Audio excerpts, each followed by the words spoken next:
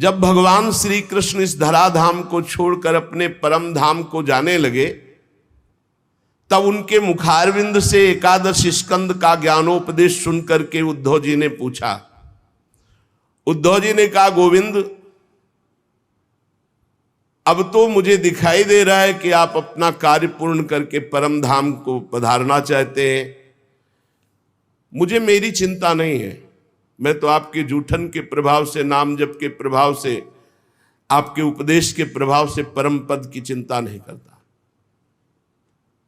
एक चिंता मेरे हृदय में है, घोर कलिकाल आपके जाते ही आ जाएगा, अपना प्रभाव दिखा देगा। इसमें दुष्टों की बाहुल्यता होगी, संतों का संसर्ग मिलना बड़ा कठिन हो जाएगा। यहां जो मिलेंगे भी तो छल कपट और उग्र प्रकृति के, इसलिए ये पृथ्वी बड़ी दूषित हो जाएगी। कमल नयन, आप जा रहे हैं, फिर यहां कल्याण कैसे होगा, सबका मंगल कैसे होगा? साधुओं पर आपका बहुत प्रेम है, इसलिए हमारी प्रार्थना है कि यहां से आप मत जाइए। भगवान आपका ही एक निराकार रूप है, आप ही चिदानंद रूप हैं, आपने हम भक्तों के लिए रूप धारण किया, इसलिए आप मत जाइए। आपके जाते ही कलयुग इतना तांडव फैला देगा, सब पापाचरण में रत होने लगेंगे। इसलिए प्रभु, हम मेरी प्रार्थना पर विचार कीजिए। प्रभास क्षेत्र में उद्धव जी के वचन सुनकर भगवान ने उद्धव जी की बात पर विचार किया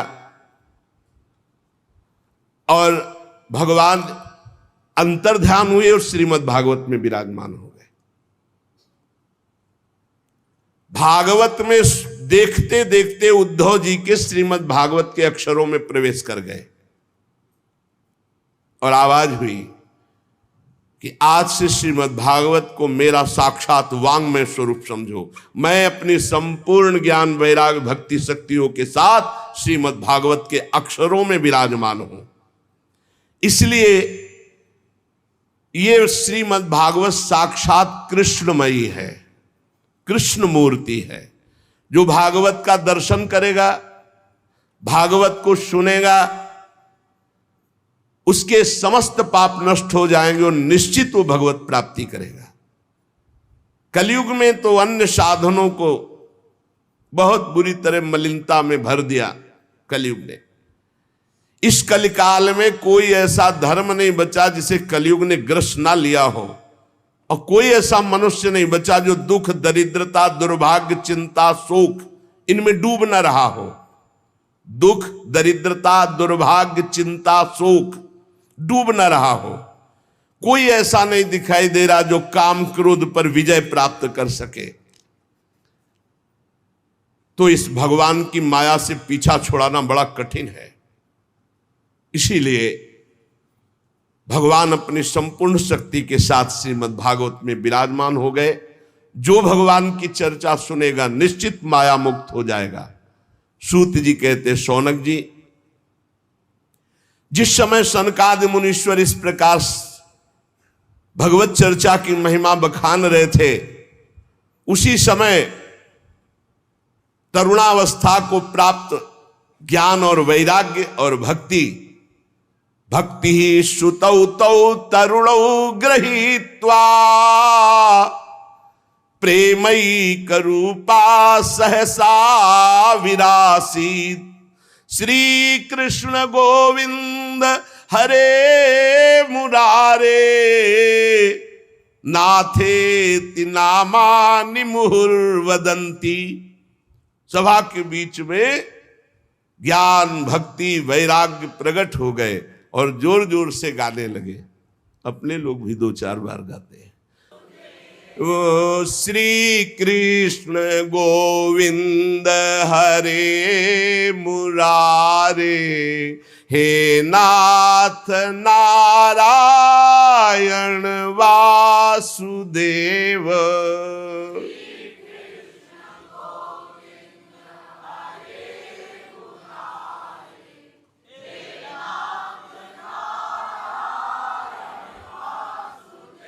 हे नाथ नारायण वासुदेव,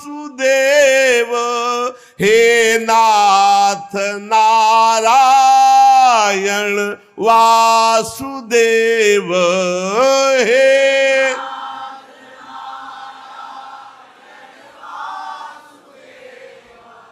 हे नाथ नारायण सुदेव। श्री कृष्ण गोविंद हरे मुरारे, हे नाथ नारायण वासुदेव। श्री कृष्ण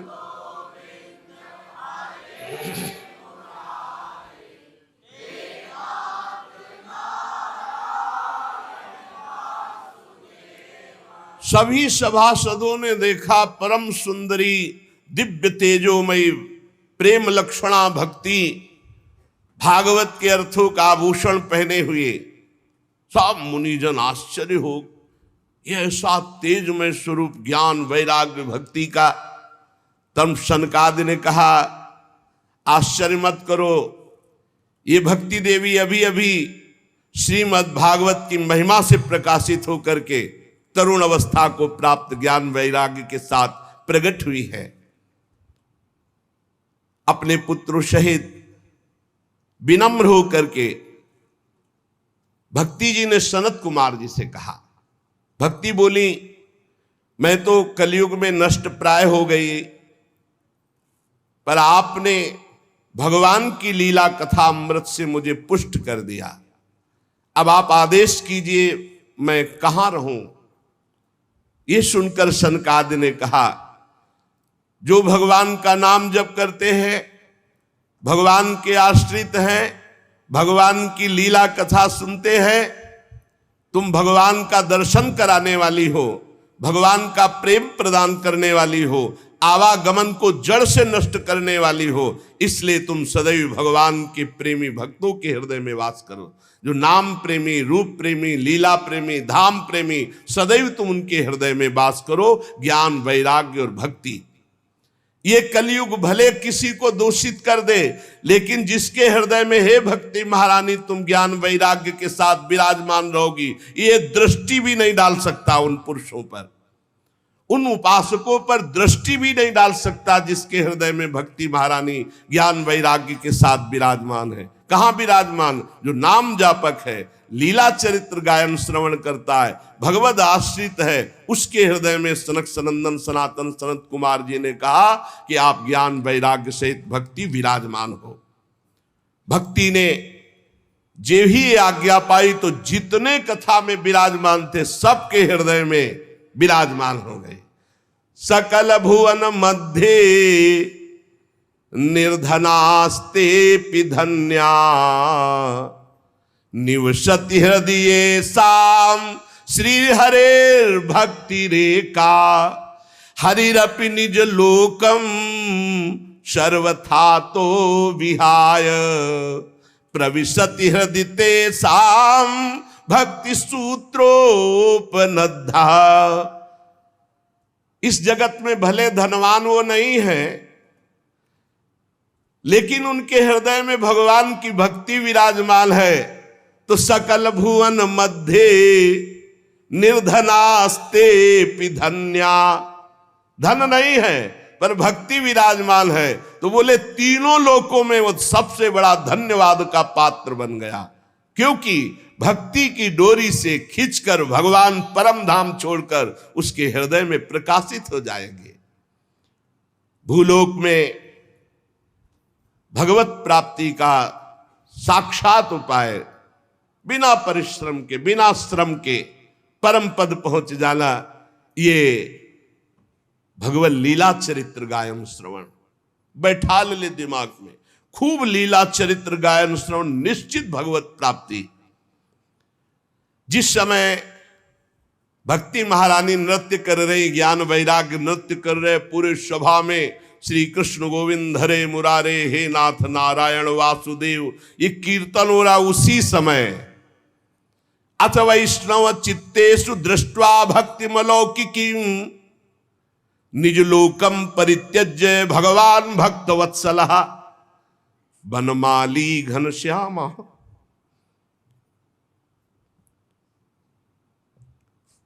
पीतवासा मनोहरः कांची कलाप रुचिरो लसन मुकुट कुंडलः त्रिभंग ललितश्चारु कौस्तुभेन विराजितः कोटि मनमथ लावण्यो हरिचंदन चर्चितः परमानंद चिन्मूर्ति मधुरो मुरलीधरः आविवेश सुभक्तानां हृदयान्यमलानि च। उसी समय देखा कि सबके बीच में श्री चरणों तक लटकती हुई बनमाला, सिर पर मोर मुकुट, कानों में कुंडल, ललित त्रिभंगी, अधरों पर वंशी, नेत्रों में करुणा, वक्षा स्थल में कौस्तुभ मणि, श्री अंगों में हरिचंदन चर्चित। क्या सुंदर रूप, मानो करोड़ कामदेवों की रूप माधुरी को छीन लिया गया हो। परमानंद चिन्मूर्ति,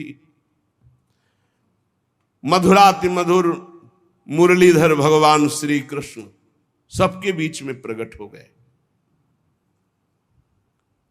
सब सभा खड़ी हो गई, शनकादि भी खड़े हो गए। आसपास ज्ञान वैराग्य भक्ति नृत्य कर रहे, बीच में प्राणाधार प्रभु श्री कृष्ण ललित त्रिभंगी मुरली मनोहर मोर मुकुट धारण किए। अभी तक जो गुप्त रूप से दिव्य सिद्ध थे वो भी प्रकाशित हो गए। बड़े बड़े भगवान के निज पार्षद लीला परिकर उद्धव आदि प्रहलाद, ये जो बड़े बड़े महापुरुष थे ये सब प्रकट हो गए। अब तो अद्भुत नृत्य हुआ। ज्ञान भक्ति वैराग्य सनकादि प्रहलाद नारद आदि तो वहां विराजमान ही है, उद्धव आदि, ये सब गुप्त प्रकट सब महापुरुष भगवत पार्षद ज्ञान वैराग्य भक्ति भी नृत्य कर रहे हैं। सब नृत्य जय हो जय हो। बीच में नटनागर मुरली मनोहर ललित त्रिभंगी प्रभु, कैसा अद्भुत। तदा जय जया रावो रस पुष्टिर लौकिकी चूर्ण प्रसून वृष्टिश्च मुहुः शंखरवोप्यभूत। कोई शंख ध्वनि कर रहा है, कोई जय हो। ऐसे भगवान ललित त्रिभंगी सबको सुख देते हुए विराजमान। सब बड़े बड़े महात्मा आसपास जय जयकार, नमः नमः नमो नमः, शंख ध्वनि, पुष्प वर्षा, जय जय। कितना अद्भुत सुख। ऐसा रस प्रवाह बह चला कि कोई भी ऐसा नहीं था जो देह शुद्धि का विस्मरण करके भगवदानंद में ना डूबा हो। देह गेहात्म विस्मृति ही तत्सभा संस्थिताम नाच। देह गेहात्म विस्मृति, कोई ऐसा सभा में नहीं बचा जो देह भाव से ऊपर न उठ गया हो। सबको देह गे की विस्मृति, एकमात्र भगवदानंद। ऐसी तन्मयता देख करके नारद जी ने कहा, मुनीश्वर गण, आज मैंने भगवान की चर्चा की महिमा देख ली। भगवान ने स्वयं कहा, मद भक्ता यत्र गायन्ति तत्तिष्ठामि नारद। मेरे भक्त मेरे पावन चरित्रों का गायन करते हैं, वहां मैं विराजमान रहता हूं। प्रमाण दे दिया भगवान स्वयं प्रकट होकर। इसमें संदेह नहीं कि कलिकाल में चित्त की शुद्धि के लिए भगवान की लीला कथा से बढ़कर और कोई साधन नहीं है। मुनिवर, आप लोग बड़े कृपालु हो, जो संसार के कल्याण के विचार करके बिल्कुल अद्भुत सरल मार्ग निकाला, जिससे सब लोग सुनकर भगवान को प्राप्त कर सकते हैं। सनकादि ने कहा कि जो लोग सदा पापरत रहते हैं, दुराचारी हैं, वेद के विरुद्ध मार्ग में चलते हैं, जो कामी हैं, क्रोध से जलते रहते हैं, कुटिल हैं, ऐसों को भी भगवत चर्चा भगवान की प्राप्ति करा देगी।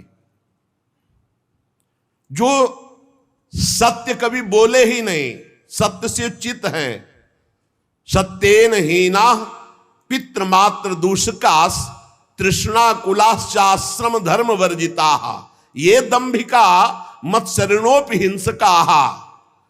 जो माता पिता की निंदा करने वाले, माता पिता को कटुवचन बोलने वाले, माता पिता को दंड देने वाले, ये घोर नरकों को जाते हैं।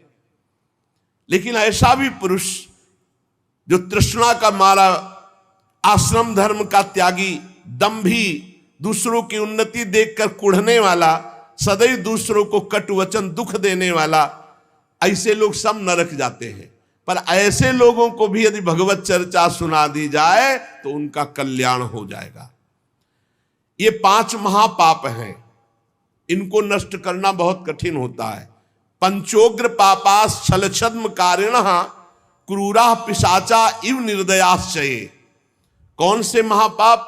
सबसे पहला शराब पीना। ये पंचोग्र पापास, ये निश्चित नरक जाते हैं। शास्त्र हमारा निषेध करता है। जिनके कानों में आवाज पड़ रही हो, प्रार्थना है आज से शराब पीना छोड़ देना। वैसे बहुत लोग छोड़ चुके, लेकिन जिनको भी अभी लग रहा हो तो कि हमारा सुख बढ़ेगा इससे, तो ध्यान दीजिए। पंचोग्र पापा ये तुम्हारा नाश कर देंगे। 5 महापाप हैं। पहला है मदिरापान, शराब पीना, और दूसरा है ब्रह्म ऋषि की हत्या कर देना, तीसरा है किसी के स्वर्ण की चोरी कर लेना, चौथा है दूसरे की पत्नी के साथ व्यभिचार करना, गुरु पत्नी गामी, गुरु की पत्नी के साथ व्यभिचार करना, और 5वां है विश्वासघात कर देना। ये 5 महापाप हैं जिनको नरक में भोगने पर भी वो पूर्ण सफाई नहीं होती, फिर यहां दुर्गति योनियों को प्राप्त होते हैं जहां महान कष्ट मिलता है। ऐसे 5 महापाप करने वाले, मदिरापान, ब्रह्म ऋषि की हत्या करने वाला, स्वर्ण की चोरी करने वाला, गुरुपत्नीगामी, पराई स्त्री से व्यभिचार करने वाला और विश्वासघाती, ये 5 महापाप हैं जो नरक भोगना पड़ता है। छल छद्म परायण क्रूर पिशाचों के समान निर्दयी, जो ब्रह्म ऋषियों के धन को छीन करके पुष्ट होते हैं, ऐसे व्यभिचारी, ऐसे लोगों को भी यदि भगवान की चर्चा सुनने को मिल जाए तो पावन हो सकते हैं। इनको भी भगवान की लीला कथामृत सुनने को मिल जाए, किसी कारण से इनको जबरदस्ती, प्यार से, दुलार से, रिश्ते संबंध के बल से कैसे भी इन्हें सत्संग में ले आया जाए, इन्हें भगवत चर्चा सुनाई जाए, तो निश्चित इनकी बुद्धि परिवर्तित होगी, इनका कल्याण हो जाएगा। जो दुष्ट आग्रह पूर्वक मनवाणी शरीर से पाप करता है, दूसरे के भोजन से शरीर पुष्ट करता है, मलिन हृदय वाला, अगर ऐसों को भी भगवत चर्चा सुनाई जाए तो ये भी भगवत प्राप्ति के मार्ग में चल देंगे। नारद जी, घोर पापी को भी भगवत प्राप्ति कराने में समर्थ है भगवत चर्चा। नारद जी ने कहा इसका कोई उदाहरण दिया जाए तो ज्यादा समझ में आ जाए, तो उनका हम तुम्हें एक प्राचीन इतिहास सुनाते हैं। पूर्व काल में तुंगभद्रा नदी के तट पर एक अनुपम नगर बसा हुआ था। उसमें सभी वर्णों के लोग अपने अपने धर्माचरण करते, सत्य में तत्पर रहते थे। उस नगर में समस्त वेदों का ज्ञाता, श्रौत स्मार्त कर्मों में निपुण एक ब्राह्मण रहते थे जिनका नाम था आत्मदेव। तेज तो ऐसा था मानो दूसरे सूर्य भगवान ही हो। ब्राह्मण तेजस्वी, वैदज्ञ, सत्कर्म अनुष्ठान करने वाला, और कभी उसके दरवाजे से कोई भिक्षुक वापस नहीं लौटा। इतना उदार हृदय वाला, देगा ही कुछ न कुछ। पर पूर्व प्रारब्ध के अनुसार उनकी जो पत्नी थी उनका नाम था धुंधुली। पति का नाम आत्मदेव और पत्नी का नाम धुंधुली था। सुंदरी थी, कुलीन थी, पर लड़ाकू स्वभाव था, अपनी बात पे अड़ जाना। अब वो बड़े ज्ञानी थे, वेदज्ञ, वेद के ज्ञाता, इसलिए वो शांत रहते थे। लड़ाई घर में नहीं होती, वो लड़ने वाली ही बात करती थी, पर वो शांत रहते थे। जब घर में नहीं होती तो पड़ोसी से जाके भिड़ना, जरा जरा से कारण में। क्रूर स्वभाव, बकवादी स्वभाव, गृह कार्य में निपुण लेकिन कंजूस और झगड़ालू, प्रारब्ध है। भोग विलास की कमी नहीं थी, खूब संपत्ति थी, घर बढ़िया सुंदर, परंतु सुख नहीं था। क्योंकि जब आत्मदेव घर में आते तो बस उपद्रव, लड़ाई झगड़ा, सब बड़ा नरक समझो। जिसकी घर में अशांति हो, झगड़ा होता हो, बड़ा नरक है। चैन से नमक रोटी खाए, प्यार से जीवे तो गृहस्थी धन्य। और खूब बढ़िया सब व्यवस्थाएं हैं, पर कलह, अशांति, मन नहीं मिल रहा एक दूसरे, ये बहुत धीरे धीरे अवस्था डल गई। कोई संतान ही नहीं हुई। बड़े बड़े पुण्य कर्म किए, खूब दान पुण्य किया, लेकिन संतान नहीं हुई।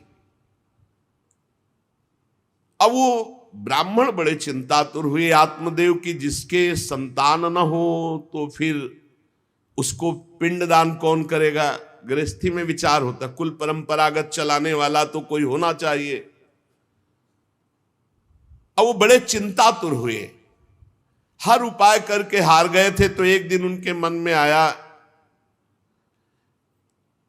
कि एकांत जंगल में चलते हैं और अपने प्राणों को त्याग देते हैं। क्योंकि घर में जाओ तो कलह है, ना कोई संतान है। अब क्या, सब कुछ करके देख लिया, बुढ़ापा आ रहा है, पुत्र तो हुआ नहीं, तो कम से कम पुत्र होता तो कुल परंपरा चलाने। अब क्या, वो ऐसी भावना में थे कि जीवन व्यर्थ है, जंगल को चल दिए। उधर एक सरोवर में प्यास बुझाने के लिए एक महान संत आ रहे थे। जब कोई धर्मात्मा पुरुष दुखी होता है तो भगवान अव्यक्त रूप से संतों से मिला देते हैं। वो सन्यासी महात्मा थे। ब्राह्मण देखा कि वो जब जल पी चुके तो जाके साष्टांग दंडवत किया, शास्त्रों का ज्ञान था, हाथ जोड़कर खड़े हो गए। तो कथम रोदसी विप्रत्वम काते चिंता बलियसी वदत्वम सब्बत सत्वरम मह्यम स्वस्य दुखस्य कारणम। ये लंबी लंबी सांसें खींच रहे हो, उदास खड़े हो, दुखी दिखाई दे रहे हो। देखने से तो लगता है कि तुम ब्राह्मण हो, क्योंकि तेजस्वी हो। क्या चिंता है तुम्हारी जो तुम जल्दी जल्दी श्वासें खींच रहे हो लंबी, और दुख प्रकट कर रहे हो। ब्राह्मण ने कहा, महाराज आखिरी उपाय आप हैं। वैसे तो मैं बताऊं, अपने जीवन से निराश हो चुका हूं। आपको देखा तो आशा बन गई। पूर्व जन्म का कौन सा प्रारब्ध मुझे पता नहीं, पर संतान योग नहीं। अब मेरे पितर गरम गरम आंसू चिंता जनित छोड़ रहे हैं, क्योंकि पिंडदान करने वाला हमारे कुल में कोई नहीं रहा, संतानें नहीं उत्पन्न हुई। बहुत दुखी हो गया हूं। सही बताऊं, मैं आम प्राण त्यागने आया हूं जंगल में। मेरा मन मुझे धिक्कारता है कि तुम्हारा सब कुछ बेकार जब संतान नहीं। और यहां तक कि मैं जिस गाय को पालता हूं वो भी बछड़ा नहीं देती, वो भी बांझ हो जाती। यहां तक कि जो पेड़ लगाता हूं उसमें भी फूल फल नहीं आते। कितना मैं दुर्भागी हूं, बड़ा भागा हूं। अब मैं अपने प्राण त्यागने आया हूं। और फूट फूट कर रोने लगे। संत का हृदय बड़ा करुणा में होता है। संत चाहे तो नवीन प्रारब्ध तत्काल रच सकते हैं, क्योंकि भगवान के भजन में अपार सामर्थ्य है। उन्होंने अपनी दिव्य दृष्टि से देखा, कहा, आत्मदेव ब्राह्मण, पुत्र का मोह तो छोड़ दो, आप विवेक का आश्रय लो, भजन करो। मैं तुम्हारी रेखा को देख रहा हूं, एक जन्म नहीं 7 जन्म तक कोई संतान है ही नहीं। देखो, संतान के पीछे मत पड़ो। राजा सगर, महाराज अंग, बड़े बड़े संतान में बहुत दुख भोगे हैं। अब तुम भजन करो। जंगल में निकल आए, भजन करो, संतान की आशा छोड़ो। ब्राह्मण ने कहा कि मुझे उपदेश नहीं, ये उपदेश नहीं, सब पढ़ा हूं, मुझे पुत्र चाहिए, पुत्र दो, नहीं मैं आपके सामने अभी प्राण त्यागता हूं, मुझे पुत्र चाहिए। ब्राह्मण का ऐसा आग्रह देख करके सन्यासी जी ने कहा कि देखो, विधाता के लेख को कोई मिटा नहीं सकता। चित्रकेतु का चरित्र पढ़ के देख लेना। दैव जिसके उद्योग को कुचल देता है वो सफल नहीं होता। तुम्हें पुत्र सुख नहीं है। उन्होंने कहा फिर हम कह रहे हैं बस अब पुत्र का आशीर्वाद दे ही दो, नहीं तो प्राण त्याग देंगे आपके सामने। सन्यासी जी ने देखा है तुम मानने ही वाले नहीं। तो उन्होंने योग बल से एक फल प्रकट किया, तपोबल से, और कहा लो योग तो नहीं तुम्हारे पुत्र का, पर मैं ये फल देता हूं, अपनी पत्नी को खिला देना, इससे बड़ा ज्ञानी महात्मा पुत्र पैदा होगा। तुम्हारी स्त्री 1 साल तक सत्य, शौच, दया, दान, ब्रह्मचर्य का पालन करे, एक टाइम अन्न खाए, तो और ये फल पाने के बाद 1 वर्ष के बाद ऐसा महापुरुष प्रकट होगा जो तुम्हारा कल्याण भी कर देगा, तुम्हारे पितरों का भी उद्धार कर देगा। वो योगी राज सन्यासी फल दिए। अब तो आत्मदेव बड़े प्रसन्न हुए क्योंकि कामना पूर्ण हो गई। फल लेकर आए। धुंधुली उनकी पत्नी थी जो लड़ाकू स्वभाव की, बड़ा क्रूर स्वभाव, दुष्ट स्वभाव, वैसे ही क्रूर स्वभाव था।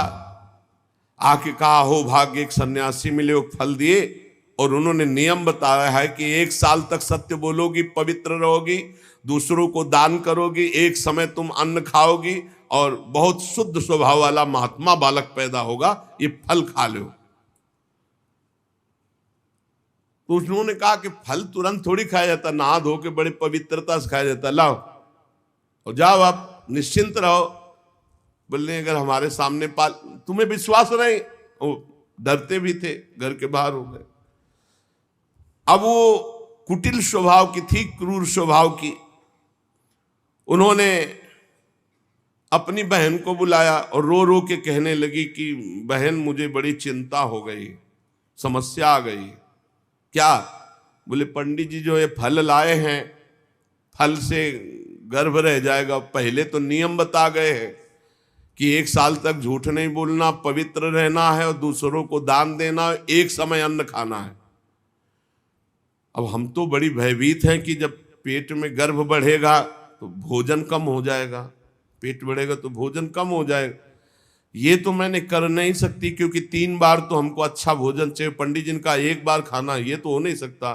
अच्छा गर्भ बढ़ा, पेट बढ़ा, खाया पिया जाएगा नहीं, बहुत परेशानी उसमें लगेगी। और कहीं दैववश से अगर डाकू आ गए तो भाग भी नहीं पाऊंगी। चलो डाकू ना आए, कहीं आग लग गई घर में, तब तो हम जल के मरी जाएंगे क्योंकि गर्भ पेट में, ये तो हमसे नहीं। और फिर गर्भ निकलते समय सुना बहुत कष्ट होता है, ये सब हमसे नहीं होने वाला। देखो एक क्रूर स्वभाव की नकारात्मक सोच। और कहीं प्रसव काल में गर्भ टेढ़ा हो गया तो हम तो मरी जाएंगे, ये तो हमसे नहीं होगा। और अगर गर्भ हमारा बड़ा होने लगा और घर में ननद आ गई तो सब माल मता समेटती रहेगी, हम तो कुछ लड़ ही नहीं पाएंगे क्योंकि लड़ने लायक नहीं रहेंगी। ये सब विचार करके उसका, ये सब हमसे नहीं होने वाला। तो उनकी बहन ने कहा सोच क्यों करती हो? ठीक इसी समय हमें अनुभव हुआ है 2-4 दिन में, इसी महीने में, कि हमारे पेट में है, तुम हमारे पति को धन दे देना और गर्भवती का नाटक करो, और जब हमारे बच्चा होगा हम तुम्हारे यहाँ पहुंचा देंगे, और हम अपने यहाँ शोरगुल कर देंगे कि बच्चा मर गया, कौन देखने आता है, और पति को पैसा दे देना। हाँ ये तो बढ़िया बात रही, बढ़िया विधान बन गया, जैसे को तैसे मिले तो बढ़िया विधान बन गया। तू गर्भवती का नाटक कर आज से कि फल पा लिया और मैं गर्भवती हो गई, मैं अपने बालक को मरा घोषित कर दूंगी, और ये जो फल लाए हैं इसकी परीक्षा के लिए जो गऊ है उसको उपवा दो। जैसा उनकी बहन ने कहा था वैसे ही धुंधुली ने सब कर दिया। देख लो, कहा था स्वामी जी ने तुम्हारे 7 जन्म बालक नहीं, तो देखो बुद्धि कैसी खराब हुई, गाय को पवा दी। अब जब उसकी बहन के पुत्र हुआ तब तक वो कपड़ा वपड़ा पेट में लगा के नाटक करती रही होगी कि हमारे गर्भ है, फिर एकदम घोषणा कर दी जब वो पुत्र रातों रात पहुंच गया कि हमारे संतान हो गई। उसके पिता को अच्छा धन दे दिया, वो धुंधुली को ला करके बहन का बेटा दे दिया। आत्मदेव तो बहुत आनंद हो गए। जान न जाए नारी गति भाई, उनको क्या पता कि घर में क्या रहस्य हुआ। वो तो बहुत सुखी हो गए कि संत भगवान के द्वारा दिए हुए फल से हमारे पुत्र हो गया। बड़ा आनंद, बड़ा उत्सव मनाया।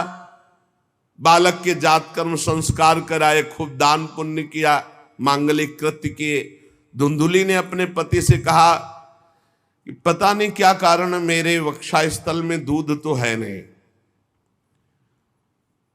और अभी नया बालक है, बिना मां के दूध के जीवित नहीं रहेगा, तो हमारी बहन के बालक हुआ था पधार गया है, उसको बुला ले क्या? अरे उन्होंने कहा बिल्कुल बुलाओ, हम और पैसे देंगे, स्वागत करेंगे, हमारा बच्चा पुष्ट होना चाहिए। बहुत बुद्धि लगाते क्रूर स्वभाव के लोग, कैसा एकदम फिट कर लिया विधान। अब उसको बुला लिया बालक का पालन पोषण करने के लिए पैसे के बाद, और वो असली मां तो वही है ही है। पुत्र की रक्षा के लिए जो जो कहा आत्मदेव ने वो सब स्वीकार कर लिया। 3 महीने इस बालक के व्यतीत होने के बाद, उन्होंने कहा था 1 साल बाद होगा, 3 महीने व्यतीत होने के बाद गौ के बच्चा हुआ मनुष्याकार, केवल कान गौ के, पूरा मनुष्याकार, सर्वांग सुंदर, दिव्य तेजोमय, स्वर्ण की सी कांति। क्योंकि वो योगी के तप का, ब्राह्मण देवता नाच पड़े कि भगवान जब दिए तो कितना आनंद, घर में भी बच्चा और गौ के भी बच्चा ही हुआ। खूब संस्कार करके मंगल दान, बड़े प्रसन्न हैं। सब लोग कहते आत्मदेव का देखो कैसा भाग्य बदला कि घर में भी पुत्र हुआ, गौ के भी पुत्र हुआ, बछड़ा नहीं, केवल कान भर। कैसे आश्चर्य की बात, दिव्य बालक उत्पन्न हुआ। पर इस गुप्त रहस्य का किसी को पता नहीं। आत्मदेव ने देखा कि बालक पूरा मनुष्याकार, केवल कान, गाय के तो नाम रखा गोकर्ण। और धुंधुली ने किसी शास्त्रीय पद्धति से नहीं, अपनी पद्धति से, हमारा नाम धुंधुली तो हमारे लड़के का नाम होगा धुंधकारी, उसका नाम रखा धुंधकारी। कुछ काल व्यतीत हुआ, दोनों जवान होने लगे।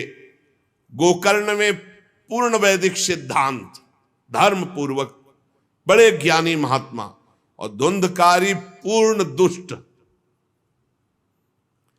शौचाचार का तो नाम भी नहीं था पवित्रता का धुंधकारी में। खान पान पशुओं वाला, क्रोध नाक में चढ़ा, गंदी वस्तुओं से प्यार करने वाला, बहुत ही गंदा स्वभाव। चोरी बचपन से, द्वेष, पीट देना, लड़ाई करना, ये उसका चलते स्वभाव। दूसरों के खेती में आग लगा देना, घरों में आग लगा देना, गौशाला में आग लगा देना। जैसे किसी का बालक खेल रहा है, आसपास देखा कोई, उठाया कुएं में फेंक दिया, बड़ा दुष्ट स्वभाव। और बड़ा हुआ हिंसक स्वभाव, अस्त्र शस्त्र धारण करके, जैसे कोई अंधा जा रहा है तो कहता आओ बाबा तुम्हें रास्ता बता दो, कुएं में जाके ढकेल देता है। बहुत ही गंदा स्वभाव, दुष्ट स्वभाव। अब वो शिकार करने लगा पशुओं का और मांस खाने लगा। जहां आत्मदेव कितनी पवित्रता से, वहां दुष्ट कितना। अब धीरे धीरे व्यभिचार करने लगा, वैश्याओं से संपर्क रखने लगा। संपत्ति थी ही, सारी संपत्ति वैश्याओं को। एक दिन पिता ने कहा आत्मदेव ने कि तुम्हारे आचरण इतने आसुरी प्रभाव के, हमें लगता है कि तुम हमारा सर्वनाश करने के लिए प्रकट, ये क्यों करते हो? तो खूब गिरा गिरा के मारा आत्मदेव को। सन्यासी की बात अब याद आई कि तुम्हारे भाग्य में पुत्र सुख नहीं है, खूब मारा आत्मदेव को। जब इतनी जोर से मार रहा था तो थोड़ी तो दया आई कि पति है, बचा ले। तो धुंधुली गई, तो फिर धुंधुली की दम जम के पिटाई की। अब वो तो राक्षसी स्वभाव, और घर के जितने जेवर बर्तन सब उठा के बेच दिए, वैश्यागामी हो। अब जब सारी संपत्ति स्वाहा खाने को भी नहीं तो धुंधुली बैठ के रोती। रोना इससे तो अच्छा कि मैं बांझ रह जाती। दुष्टता की ना, पति ने जब तुम्हें एक दिव्य फल दिया था, खाना चाहिए था। मैं कहां जाऊं, कौन मेरा सहयोग करे, बड़ी विपत्ति, बड़ा दुख, न खाने को न पीने को, अतरे दिन पिटाई करता धुंधकारी, आत्मदेव की भी और धुंधुली की भी। पिता बैठ के रो रहे थे। मैं सन्यासी की बात मान जाता तो गोकर्ण जी आए और उन्होंने कहा, पिताजी आप जैसे विद्वान पुरुष को ऐसा शोक करना उचित नहीं। तुम शास्त्र के ज्ञाता हो, तुम्हें चाहिए कि संसार की असारता का तो थोड़ा विचार करना हो। ये दुख रूपी मोह में फंसकर आप एक अज्ञानी पुरुष की तरह रो रहे हो, पिट रहे हो। पिताजी क्या शास्त्रों में नहीं पढ़ा, पुत्र किसका, धन किसका, पत्नी किसकी, शरीर किसका? ये मोह के कारण अज्ञानी जन रात दिन दीपक की तरह जल रहे। पिताजी न सुख इंद्र को है, न चक्रवर्ती राजा को है। सुख है तो एकांत में भगवान का भजन करने वाले को है। ये देखो गोकर्ण, ये मुंचा ज्ञानम प्रजारूपम मोह तो नरके गति। ये नरक जाने वाली बात, पुत्र के मोह में फंस करके आप छोड़ो इसे, आपका शरीर नष्ट हो जाएगा। इसलिए मेरी प्रार्थना मानो, आज से निकलो घर से और वन में जाओ, भगवान का चिंतन करते हुए जीवन व्यतीत करो। गोकर्ण जी के वचन सुनकर आत्मदेव वन में जाने के लिए तैयार हो गए। उनका बेटा आज तक तो कभी वन में तपस्या भजन किया नहीं, बड़ा शरीर से राग है, क्या करूं, कैसे भगवत प्राप्ति करूं? तो देहे स्थिमान सिरुधिरे भिमतिम त्यजत्वम जाया सुतादिषु सदा ममताम विमुंच पश्यानिशं जगदिदं क्षणभंग निष्ठम वैराग्य राग रसिको भव भक्ति निष्ठा धर्मं भजस्व सततम त्यज लोक धर्मान सेवस्व साधु पुरुषान जहि काम तृष्णाम अन्यस्य दोष गुण चिंतन मासु मुक्त्वा सेवा कथा रसमहो नितराम पिबत्वम। संत समागम कभी व्यर्थ नहीं होता। देखो संत समागम का फल है गोकर्ण जी। गोकर्ण जी ने कहा, पिताजी जिस शरीर को आप मैं मान रहे हो, आप मैं नहीं हो। ये शरीर हड्डी मांस रुधिर का पिंड है, इसे आप मैं मानना छोड़ दें। आपकी स्त्री, आपका पुत्र, ये कभी आप मत माने। ये आपके नहीं थे, न पहले और न बाद में, बीच में भास रहे कि आपके हैं। ये संसार रात दिन नाश को प्राप्त हो रहा है, क्षण भंगुर है। किसी भी कोई वस्तु में ममता मत करो, यहां कुछ स्थायी नहीं है, सब नष्ट होने वाला है। बस एकमात्र वैराग्य रस के रसिक होकर भगवान की भक्ति में लग जाओ। कैसे भक्ति करे? धर्मम भजस्व सततम, सदैव धर्म का भजन करो। कौन सा धर्म? बोले त्यज लोक धर्मान, लोक धर्म का त्याग करके भागवत धर्म का आश्रय लो। भागवत धर्म का आश्रय कैसे प्राप्त होगा? बोले सेवस्व साधु पुरुषान, सदैव संत पुरुषों का संग करो, उनकी सेवा करो। उनके संग से, उनके वचनों से, उनकी कृपा से तुम्हारे हृदय में भागवत धर्म का परिचय जागृत हो जाएगा, तुम महाभागवत हो जाओगे। पर संतों का सेवन करने के लिए जो सबसे बड़ा दोष है, काम और तृष्णा, ये नई संतों के पास टिकने देती। इसलिए जही काम तृष्णाम, कामना और भोगे हुए भोगों को जो भोगने की इच्छा, तृष्णा, इनका त्याग करके संत संग करो। और जब संत संग होने लगे तो सावधान हो जाओ। अन्यस्य दोष गुण चिंतन मासु मुक्त्वा, दूसरे के गुण दोषों का चिंतन न करके श्री भगवान का चिंतन करे, भगवान की सेवा करे, भगवान की कथा लीला सुने, तो उसको नित्य भगवत धाम की प्राप्ति हो जाती। हे पिताजी, शरीर से मैंपन छोड़ दीजिए और शरीर संबंधियों से मेरापन छोड़ दीजिए और भागवत धर्म का आश्रय लेकर संत समागम कीजिए। सदैव संतों की सेवा, भगवत सेवा, नाम जप, लीला कथा, श्रवण गायन, इसी से भगवत प्राप्ति हो जाएगी।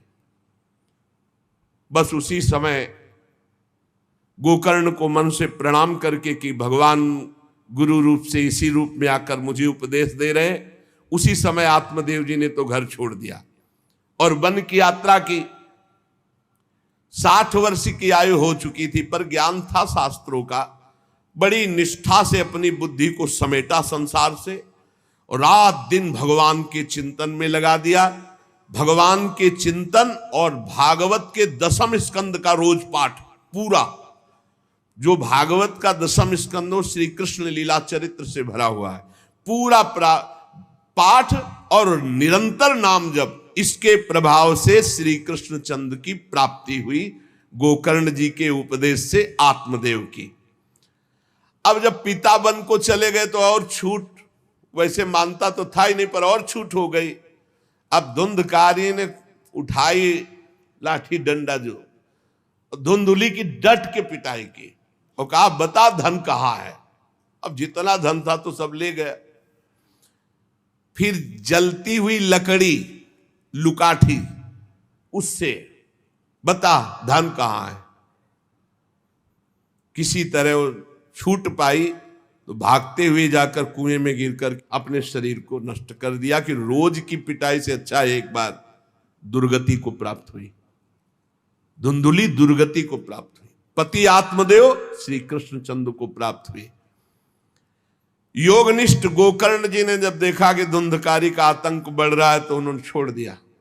जो ज्ञानी पुरुष होते प्रपंच नहीं स्वीकार करते, उनको कोई सुख दुख इससे नहीं, उदासीन भाव से तीर्थ यात्रा को निकल गए। धुंधकारी ने 5 वैश्याओं को अपने संग में रखा, सब नौजवान वैश्याएं। अब उनके लिए पशुओं का मांस चोरी करके उनकी मनोकामनाएं पूरी करना। बुद्धि भ्रष्ट थी, आचरण भ्रष्ट थे, क्रूर कर्मा। एक दिन उन वैश्याओं ने कहा कि हमको तो हार नहीं पहनाया आज तक, कामना होती है। अब 5 को हार लाने के लिए तो बहुत रुपया चाहिए। मौत की भी उसको कोई भय नहीं रह गई थी। वो जिसको देखता काट करके जो मिलता धन एकत्रित करके 5 के लिए सुंदर आभूषण हार। अब हिंसा में उतरा जो, तो उसके लिए क्या। स्त्रियों ने सोचा कि नित्य नवीन चोरी करता है, आज हमने हार के लिए कहा तो 5 के लिए व्यवस्था कर दिया। पकड़ा जाएगा, जब ये पकड़ा जाएगा तो राजा इसे फांसी देंगे, तो हमको भी 5 को फांसी मिलेगी। मरना तो है ही है ना इसे। 5 ने विचार किया मरना तो है ही, राजा फांसी देगा तो हम ही फांसी दे देती, तो कम से कम हम तो बच जाएंगे। बुरे कर्म का बुरा ही परिणाम होता है, कुछ भी कोई कर ले। धुंधुली कुएं में शरीर त्याग करके दुर्गति को प्राप्त हुई। ये जब जिन वैश्याओं के लिए प्राणों की बाजी लगा करके सब कुछ ला रहा, जानते उनका प्लान क्या बना कि ये चोरी करता है, पकड़ा जाएगा, फांसी की सजा होगी, मारा ही जाएगा। और जब ये पकड़ा जाएगा तो हम भी पकड़ी जाएंगी, तो फांसी की सजा इसको होगी, तो वही हम दे देती हैं, तो हम तो बच जाएंगी और सारा धन लेके रात्रि में निकल लेंगी 5 ने गुप्त रूप से ऐसा संकल्प बना लिया। धुंधकारी सो रहा था, 5 गए। अब 5 हैं, हाथ पैर 4 ही तो है, पैर 2 और 2 हाथ, 4 उसमें लग गई और एक जो है रस्सी से पूरा चारपाई पे बांध दिया। और जब उसकी आंख खुली तो रस्सी गले में डाल करके फांसी लगा रही पड़े पड़े। पर वो बहुत पापी आदमी, जल्दी मरने वाला तो था नहीं, खूब गला दबाया। अब बड़ी चिंता हुई वैश्याओं को कि अगर मरेगा नहीं तो हमें काट डालेगा ये। तो रसोई से जो कोयला जला हुआ आग था उसके मुंह में भर बगार बगार के शमशी से। अरे पापी की बहुत दुर्गति होती।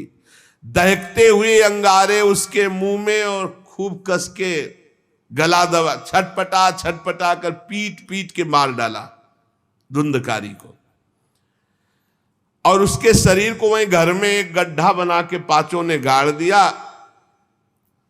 और वो सारा माल मत्ता पैसा सब कुछ उनको पता था। स्त्रीणाम नयितु विश्वासम दुष्टानाम कारेत बुधा, विश्वासे यह स्थितो मूढ़ा सदुखई परिभूयते। शास्त्र कहता है जो व्यभिचारिणी दुष्ट स्वभाव वाली, जो केवल अर्थ पर दृष्टि रख करके धर्म का त्याग करने वाली है, स्त्रीणाम नयितु विश्वासम दुष्टानाम कारेत बुधा, ऐसे दुष्ट आचरण, चाहे स्त्री हो चाहे पुरुष, ऐसे दुष्ट आचरण वाले को कभी विश्वास में नहीं, विश्वास पात्र नहीं बनाना चाहिए। और दूसरी बात करें, विश्वासे या स्थितो मूढ़ा सा दुखा परिभूयते, जो विश्वास करेगा अंत में मारा जाएगा, पर विश्वास पक्का हो जाएगा। क्यों? सुधामयम वचो अमृतमय वचन, विश्वास हो जाएगा। सुधामयम वचो यासाम कामिनाम रसवर्धनम, हृदय में काम रसवर्धन, हृदयम क्षुरधाराभाम प्रिय को नाम योषिताम। बहुत सावधान, उन दुष्ट स्त्रियों ने बहुत तरह से मार मार करके धुंधकारी, मुंह में अंगारा, गले में रस्सी, मार डंडों से मार मार के मार डाला, बहुत बुरी तरह मारा धुंधकारी को। अब जब दिन में निकलना चाह तो लोग, आज धुंधकारी नहीं देखा, बोले प्रीतम किसी कार्य से बाहर गए हैं, और असर लगाकर पांचों माल मत्ता लेके भाग गए। बहुत सावधान। संहृत्य वित्तम तायाता कुलटा बहुभर्तिका, धुंधकारी बभूवात महान प्रेतः कुकर्मतः। जो कई पुरुषों से सहवास करती हैं या कई स्त्रियों से जो सहवास करता है, ऐसा अपवित्र हो जाता है कि उसके छूने मात्र से पुण्य नष्ट हो जाते हैं। फिर ये तो उनके संग से ही रह रहा था, उसे वैश्या उसे ही कहते हैं। उन वैश्याओं के संग से सारे सुकृत नष्ट हो चुके थे, महान पाप का स्वरूप हो गया था, और वो सब भाग चुकी थी। तो धुंधकारी को भयंकर प्रेत योनि की प्राप्ति हुई, प्रेत योनि, भयंकर प्रेत योनि। अब वो बवंडर रूप, जो चक्रवात जैसे बवंडर देखते हो ना, वो रूप धारण करके दसों दिशाओं में भटकता, और प्रेत को स्वयं से पानी पीने के लिए कोई सुविधा नहीं। ऐसा नहीं नदी के किनारे रह रहा तो पानी पी लेगा, वो किसी को पकड़ेगा तब उसके द्वारा जो उसको पानी पिलाया जाएगा वो उसको मिलेगा। ऐसे पानी नहीं पी सकता, ना कुछ खा सकता है, ना कहीं विश्राम कर सकता है। वो बस हा दई चिल्लाता हुआ, रोता हुआ भटकता है। प्रेत योनि बड़ी भयानक होती है। जब तीर्थ यात्रा करके गोकर्ण जी लौटे तो सुना कि धुंधकारी का लापता और मार डाला गया। तब उन्होंने फिर गया गए और वहां पिंडदान किया धुंधकारी के लिए भी। बड़े महात्मा थे गोकर्ण, श्राद्ध किया और काफी तीर्थों में मंत्रानुष्ठान किया कि इसका कल्याण हो जाए।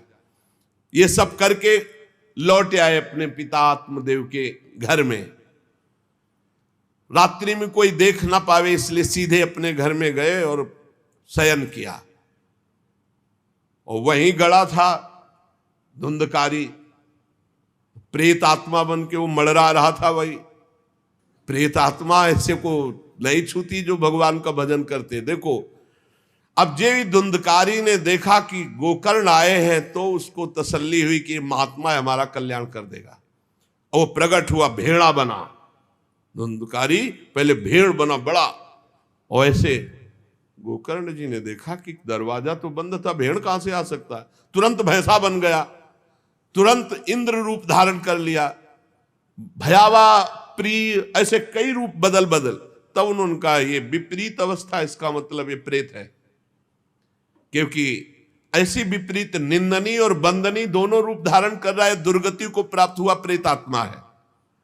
वो डरने वाले तो थे नहीं, ज्ञानी महात्मा थे। गोकर्ण ने कहा, कस्तो मुग्र तरो रात्रौ कुतो यातो दशामिमाम किंवा प्रेता पिशाचो वा राक्षसो शीत संसन। कौन है तू? प्रेत है, पिशाच है, राक्षस है, क्या है ये? क्या नाटक कर रहा है? कभी भेड़ बनता है, कभी भैंसा बनता है, कभी इंद्र बनता है, कभी ये रूप। कौन है तू? ये अधोगति को प्राप्त कैसे हुआ तू? गोकर्ण जी डरे नहीं। अगर सच्चा महात्मा न हो तब तो भयभीत हो जाए। गोकर्ण जी सच्चे महात्मा है। अब वो चिल्ला चिल्ला के केवल रो रहा, एक शब्द भी नहीं बोल पा रहा। तो गोकर्ण जी समझ गए अधिक पाप होने के कारण ये बोल नहीं सकता। तब अंजलि में जल लिया और कई मंत्रों का जाप किया और फिर उसके ऊपर फेंका। जे भी फेंका तब बोल पाया, भैया मैं आपका भाई धुंधकारी हूं, बचा लो, मेरी भारी दुर्गति हो गई। मैं तुम्हारा भाई हूं, मैं धुंधकारी हूं, अब मुझे बहुत कष्ट हो रहा, पश्चाताप हो रहा, मैंने सब कुछ नष्ट कर दिया, धर्म भ्रष्ट पापाचारी। अब मेरी बड़ी दुर्गति है, उन कुलटा वैश्याओं ने मुझे तड़पा तड़पा करके मारा है, मैं कुछ कर नहीं सकता इस समय। ऐसा थोड़ी कि प्रेत है जिसको चाहे पटक दे, ऐसा नहीं है, ऐसा विधान नहीं, पहले वैश्याओं को मारता जाके, मैं कुछ कर नहीं सकता, प्रेत योनि में पड़कर दुर्दशा भोग रहा हूं। अब दैवश केवल वायु से जीवित हूं, बहुत प्यासा हूं, भूखा हूं, पर नहीं खा सकता, नहीं पी सकता। आप दया समुद्र भैया मेरा उद्धार करो। गोकर्ण ने कहा कि तुम्हारा उद्धार तो हो जाना चाहिए, तुम्हारे लिए तो मैं गया में गया, वहां श्राद्ध दिया, तीर्थों में भी अनुष्ठान किया, फिर तुम्हारा प्रेतयुन से उद्धार कैसे नहीं हुआ? तो उनका भैया एक दो बार गया श्राद्ध से मेरा कुछ नहीं होने वाला, बहुत पापी हूं, बहुत बड़े बड़े पाप किए हैं, कोई दूसरा उपाय सोचो, छोटे मोटे पिंडदान से, दान पुण्य से मेरा उद्धार होने वाला नहीं, बहुत स्टॉक है हमारे पाप का। तुमको हम बताएं सैकड़ों बार गया श्राद्ध करो तो भी मेरा कल्याण नहीं हो सकता, ऐसा मैं पापी हूं, कोई दूसरा उपाय सोचो। गोकर्ण जी ने कहा सैकड़ों गया श्राद्ध से तुम्हारी मुक्ति नहीं हो सकती, तो तुम्हारी मुक्ति असंभव है। कहा भैया मैं तुम्हारे चरणों में पड़ा हूं, मुझे मेरा उद्धार करो। तो कहा ठीक है, तुम अभी इस घर से निकलो, कहीं और रहो, हम जब तुम्हें बुलाएं तब आ जाना, जाओ हटाओ, हमारे इस घर से हटो। हटा दिया उनको। गोकर्ण जी की आज्ञा पाकर धुंधकारी बाहर भटक रहा है। रात भर विचार किया कि इसका कल्याण कैसे होगा, जब सैकड़ों गया श्राद्ध से कह रहा उद्धार नहीं होगा। अब जब प्रातः काल हुआ, दरवाजा खुला तो बहुत से विज्ञजन आकर के गोकर्ण जी से मिले। गोकर्ण ने सबसे सलाह की कि क्या हो सकता है, ऐसे ऐसे स्त्रियों ने उनको मारा और वो प्रेत योनि को प्राप्त हुए। जो लोग विद्वान थे, योगनिष्ठ थे, वेदज्ञ थे, उन्होंने कई शास्त्र पाठ आदि की बातें बताई, सबने, पर सही उत्तर नहीं मिला। गोकर्ण जी महान तपस्वी थे। गोकर्ण जी ने प्रातःकाल स्नान करके अर्घ दे रहे थे, बोले औरों से क्या पूछना, सीधे सूर्य भगवान से पूछे। मंत्र का उच्चारण करते हुए सूर्य भगवान को स्थगित कर दिया, रोक दिया। बहुत बड़ी मंत्रों में तथा सर्वै सूर्य वाक्यम तन्मुक्तो स्थापितम परम गोकर्णा स्तंभनम चक्रे सूर्य वेगस्य वै, तथा सूर्य की गति को रोक दिया। और तुभ्यम नमो जगत साक्षिन ब्रूहि में मुक्ति हेतुकम। अब हम किससे पूछे, आप ही बताओ। हे जगत साक्षी भगवान सूर्य, धुंधकारी का उद्धार कैसे हो सकता है? आप कृपा करके बताइए कि धुंधकारी की मुक्ति कैसे हो सकती। गोकर्ण की प्रार्थना सुनकर भगवान सूर्यदेव ने कहा, श्रीमद् भागवत महापुराण नियम पूर्वक सुनाओ, निश्चित उसकी मुक्ति हो जाएगी। सप्ताह पारायण 7 दिन में पूरी भागवत श्लोक सहित। सूर्य भगवान की आज्ञा सबने सुनी, गोकर्ण जी ने भी सुनी। बहुत सरल उपाय। गोकर्ण जी ने निश्चय किया मैं स्वयं सुनाऊंगा और उसका उद्धार करूंगा। अब तो कथा का समय निश्चित किया। बहुत से लोग कथा सुनने के लिए वहां पहुंचे। जब सुना कि भगवान की कथा सब पापों का नाश कर देती है, तो बहुत से लोग, पापी पुण्यात्मा जो भी, सबको बैठने की उचित व्यवस्था की गई। एक 7 गांठ का बांस जो सीधा था, आवाहन किया धुंधकारी का और कहा इस पे बैठ जा, तू भी कथा सुन। तो सीधे 7 गांठ के बांस पर धुंधकारी जा करके बैठ गया, छिद्र में वायु रूप होकर, क्योंकि बाहर कहीं स्थित नहीं रह सकता, चलायमान तो बैठना है। गोकर्ण जी ने एक वैष्णव को मुख्य श्रोता बनाया और प्रथम स्कंद से स्पष्ट स्वर में कथा सुनानी प्रारंभ की, श्लोक और अर्थ। सायंकाल को विश्राम दिया तो एक बड़ी विचित्र बात हुई। सभासदों के देखते देखते एक बांस में तड़ तड़ की आवाज हुई, एक गांठ फट गई। दूसरे दिन कथा हुई, दूसरी गांठ, तीसरे दिन तीसरी गांठ, 7 दिनों में 7 गांठें फाड़ करके धुंधकारी परम पवित्र दिव्य रूप, भगवत पार्षद रूप धारण करके प्रकट हो गया।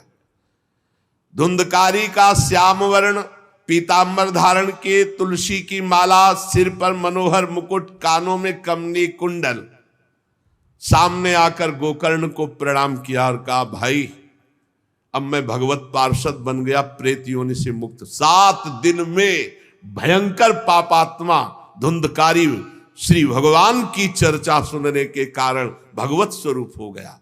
ओहो, कितना प्रेत पीड़ा मैं सह रहा था, एकमात्र श्री कृष्णचंद्र जी की लीला कथा सुनने मात्र से मैं भगवत स्वरूप हो गया हूं। भैया मैं कैसे आपका उपकार करूं? मैं निंदनीय से निंदनीय पाप कर्म करने वाला कैसा उज्जवल स्वरूप प्राप्त कर लिया। भला मोह पूर्वक लालन पालन करने वाले शरीर को जो हष्ट पुष्ट करते हैं, उन्होंने भगवान का नाम जप नहीं किया, चर्चा नहीं सुनी, तो जीवन किस काम का? इसके पोषण के लिए पाप कर्म कर रहे हो और वृद्धावस्था आने वाली परिणाम में दुख, रोगों का दुख, भोगों की कामना का दुख, क्या क्या दुख, इसकी क्या गति होगी? गाड़ दिया जाएगा या जला दिया जाएगा। ऐसे मनुष्य शरीर को प्राप्त करके भगवत प्राप्ति नहीं की तो जीवन व्यर्थ चला गया। अरे जो अन्न प्रातः काल पकाया जाता है, दूसरे दिन सड़ जाता है, उसी अन्न से इस शरीर का पोषण होता है, 6 घंटे में मल बना के निकाल देता है। ये शरीर कहीं अविनाशी है क्या? नाशवान शरीर है। जो लोग भगवान की कथा से वंचित है, भगवान का नाम जप नहीं करते, वो बुदबुदे जीवों में मच्छरों के समान जीवन उनका है, जन्मे मरे किस काम के। भला देखो, जिस बांस में मैं बैठा था तो बांस की गांठ फट गई, क्या भगवान की कथा सुनने पर चित्त की गांठ नहीं नष्ट हो जाएगी, जड़ चेतन की ग्रंथ? इसलिए धन्य है वो जो भगवान की कथा सुनने में अपना समय व्यतीत करते हैं। धुंधकारी ऐसी बातें कह रहा था, सबने देखा जय घोष करते हुए नमो नमः नमो नमः, और एक दिव्य विमान आया। भगवान वैकुंठ नाथ के पार्षद, मंडलाकार तेजो में विमान, और सबके देखते देखते कहा, धुंधकारी आओ, और वो दिव्य पार्षद रूप विमान पे चढ़ा। जब विमान पे चढ़ के जाने लगा तो गोकर्ण जी ने रोक दिया, रुको, ये क्या? कथा तो शास्त्रों लोगों ने सुनी, तो आपको शास्त्रों विमान लाना चाहिए और सबको बैठाल कर ले जाना चाहिए, क्योंकि हमारे सुनाने में कोई भेद नहीं था और ये सुन भी सब ध्यान से रहे थे। तो भगवत पार्षदों ने कहा, आपके सुनाने में कोई भेद नहीं था, पर सुनने में भेद हो गया है, श्रवण भेद हो गया।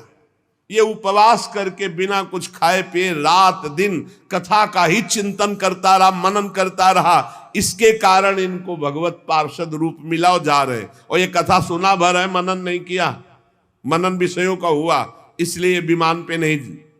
ये निराहार रहकर 7 दिन में चर्चा सुनता और रात भर उसी का चिंतन करता, उसके प्रभाव से परम पद का अधिकारी हुआ। इसलिए जो मननहीन है, जिनको गुरुवचनों पर विश्वास नहीं है, जो कथा में चित्त की एकाग्रता नहीं है, वो फल भेद हो गया, वो भगवान के दिव्य धाम में एक बार में नहीं जा सकते। गोकर्ण जी आपको तो लेने के लिए स्वयं गोलोक बिहारी आएंगे, यूं कह करके विमान अंतर्ध्यान हो गया, अर्थात चले गए।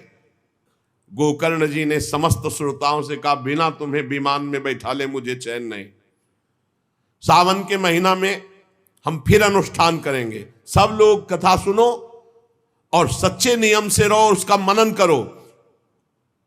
ऐसा ही किया, सब लोग उपवास करके अल्पाहार करके कथा सुने, और जे ही 7 दिन में कथा की समाप्ति हुई तो भगवान के बहुत से पार्षद विमान लेकर आए, और जितने कथा सुनने वाले थे सबको परम धाम ले गए, और भगवान ने गोकर्ण जी को स्वयं गोलोक बिहारी हृदय से लगाया। जे भी हृदय से लगाते हुए गोकर्ण भगवत स्वरूप हो गए। वही किरीट श्यामवर पीतांबर धारण किए हुए, कुंडल आदि से विभूषित। यहां तक कहते हैं कि उस कथा में सुनने में जो कुत्ते भी बैठे थे, वो भी गोकर्ण जी की दृष्टि पड़ने पर विमान पर बैठकर भगवत धाम को गए। भक्तवत्सल भगवान श्री कृष्ण इतने गोकर्ण जी पर प्रसन्न हुए कि तुमने सबको कथा सुनाकर मंगल अनुष्ठान। इसलिए गोकर्ण जी जिस जिसको चाहा, मालूम कथा सुनकर कुत्ता मनन तो नहीं कर सकता, लेकिन गोकर्ण जी ने मनन किया कि ये कुत्ता भी कथा में बैठा था, इसका भी भगवत उद्धार हो जाए। ये आप इसीलिए आसपास जो है जीव जंतु सब भगवत स्वरूप हो जाते हैं। बड़े बड़े सिद्धों को जो गति नहीं मिलती, भगवान की लीला कथा सुनने से, गोकर्ण जी के प्रभाव से धुंधकारी सहित समस्त श्रोताओं को भगवत धाम की प्राप्ति हुई। शेष चर्चा आगे। श्री राधा वल्लभ लाल की।